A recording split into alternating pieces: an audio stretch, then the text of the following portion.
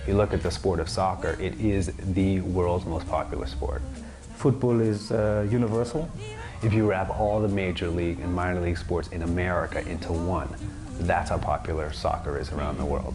It's played all over the world. Any country you go to, anywhere in the world. It's huge, all over, really everywhere other than the US. You take a football out and young people will naturally be attracted and play the game. It's an international language. You get a soccer ball out in any field in Africa and you're going to have the whole township, at your feet. You don't need to speak the language, or you don't need to be the same color. I think it is dynamic in terms of bringing people together. But the second you put that ball down, everything goes away and people can be friends. Got the fever, that is something you all know. We use that power of soccer to teach kids important health messages. Started long ago.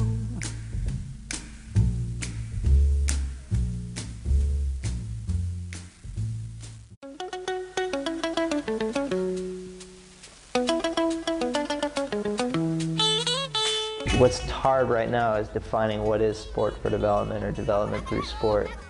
A lot of programs are focused on participation in sport. Other programs are focused, like ours, are focused on using sport as an educational tool. I think sports as a whole is just an easy starting point.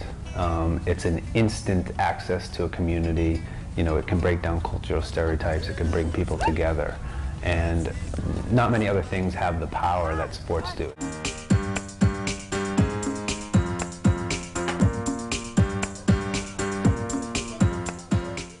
In the past, you usually see a teacher standing in front of you, teaching you about HIV, and you tend to feel like, oh, he's going to talk about HIV.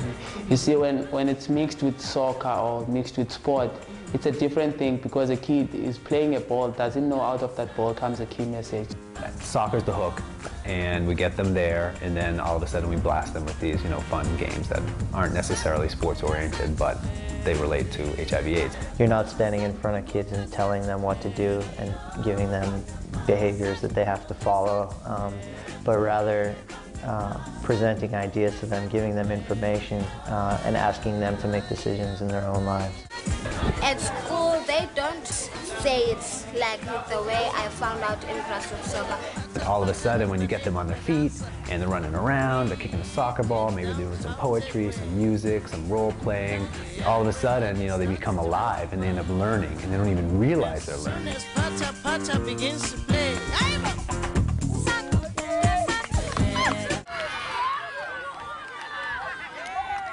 I think the real value of grassroots soccer is the relationships that we create between the kids and the trainers, and the way those trainers can become role models for their lives. There are kids that look up to you. They see you every day going to training, and they like that from you, and everything that you say has got an influence to them. Kids see me sometimes on the street, they usually say, kiddo, or KFC, or sometimes say, hey, Putsia, Sharp, when are we going to do grassroots soccer? So it's making a change to the kids, yeah. Because I know soccer is not about kicking it, it's all about your mindset, and it helps you to grow, because one man said to me, a healthy body brings a healthy mind, so I've learned it from soccer, and it's great. Here's a chance for girls to go out and play and learn some skills and be proud of the things that they learned. And even girls who don't necessarily play know the rules of soccer, so you can get them out there.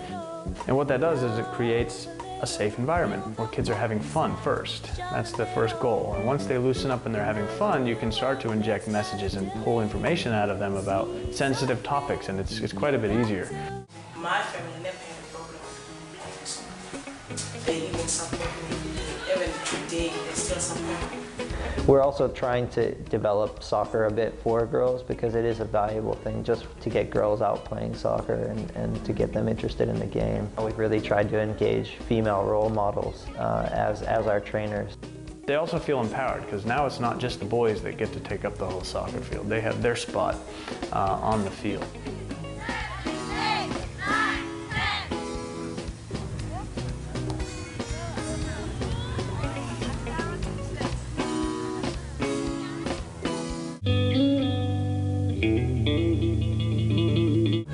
someone is HIV positive, you need to have shoulders or don't need to have tiny blood. Someone is HIV positive, you cannot spread the virus. If you look at someone, if we are HIV from the grassroots side, I believe the soccer display everything that if my child is HIV, she can play with you. But the same, and also there's no strings attached. Really sort of training teachers, because these are the people who are working with youth. We found that to be a really effective way of getting grassroots soccer out there. So actually making this part of a school's curriculum would be an ideal goal. And we've seen in Ethiopia, the program that we helped start is in 2,500 schools and trains PE teachers to deliver the program. And that's a huge number of kids that go through the program that way. And it's sustainable because these are teachers in the school who are being paid through the Ministry of Education anyway, who are just basically getting better training as to how they can get these health messages across to youth.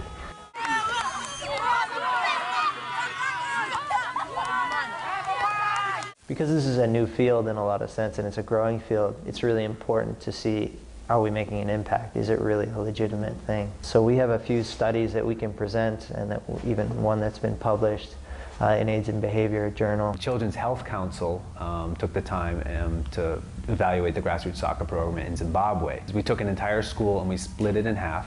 Half the school went through the program, half the school did not go through the program. And so we gave them a pre-questionnaire, post-questionnaire, and a 6-month follow-up. And obviously, as you'd expect, the group that went through the grassroots soccer program, their information about HIV increased. And what we didn't expect was that the group that did not go through the grassroots soccer program, their information about HIV went up as well. What that meant is the kids that went through the program went back into the community and taught all their friends about what they had learned in the grassroots soccer program. So that was pretty cool, and it just shows the power of, you know, peer education, the power of positive role models in the community, because all of a sudden these kids were, you know, given the confidence to go out there, and I'm an AIDS expert and I'm going to teach my friends all about what I learned. The key is you've got to have some results that show the effectiveness of it ahead of time, and you've got to develop systems for training so that it can be still delivered at a higher quality level, and where you can still create these positive relationships and get role models engaged.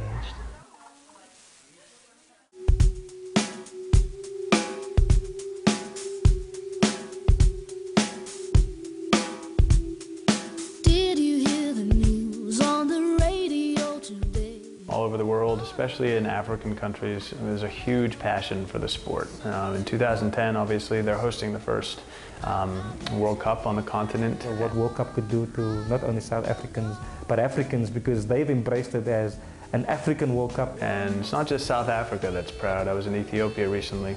Everyone feels like this is their cup. Even if Ethiopia doesn't make it, which they most likely won't, they feel very much a part of making that happen. And that excites me to no degree. 2010 coming up, it's a great platform to highlight this concept and the success of this concept.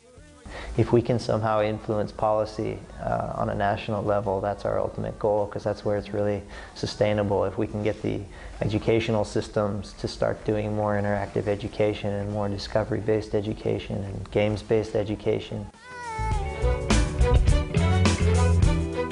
With 2010 potentially being a springboard for something much larger, where we can really affect these country policies. The World Cup is the world's largest sporting event. 2 billion people will watch the World Cup on television. And the entire world's going to be looking at South Africa wondering, what is this sport doing to help this massive problem of HIV and AIDS?